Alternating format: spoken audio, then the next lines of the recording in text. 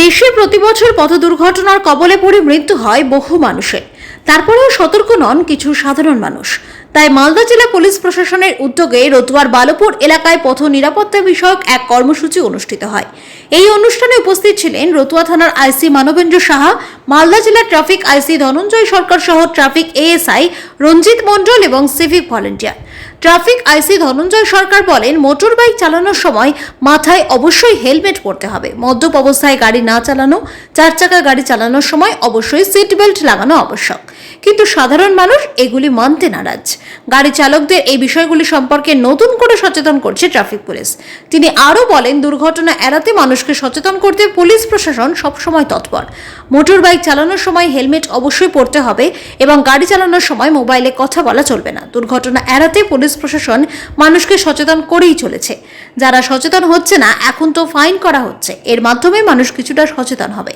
মানুষকে সচেতন করতে পথ চলতি মোটর বাইক চালকদের হেলমেট প্রদান করা হয় পুলিশ প্রশাসনের পক্ষ থেকে।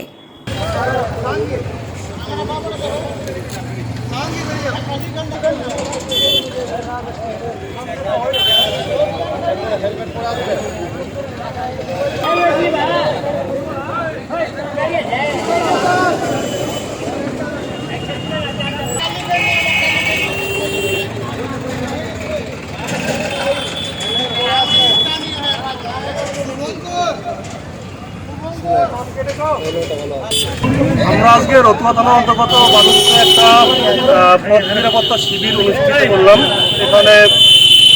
এখানকার যারা লোকাল লোকজন রয়েছেন, সেই সঙ্গে যারা ইয়াং জেনারেশন এবং বিভিন্ন গাড়ির ড্রাইভার, টোটো, অটো, ভুটভুটি বা অন্যান্য গাড়ির ড্রাইভাররা উপস্থিত রয়েছেন, তাদেরকে বার্তা দেওয়া হলো তারা যেন সাবধানে গাড়ি চালান এবং যে সমস্ত নিরাপত্তার যে বিষয়গুলো সেগুলোতে যেন তারা ধ্যান দেন এবং যে ট্রাফিক আইনগুলো সেগুলো মেনে চলেন।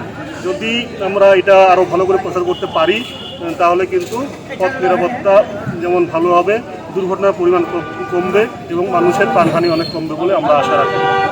এটা আর কিছু নয়, এটা একটা প্রতীকী যে হেলমেটটা এখানে কিছু লোকের সামনে দেওয়া হলো যে বুঝবে যে না, হেলমেটটা পরার একটা গুরুত্ব রয়েছে, এটাই আর কিছু।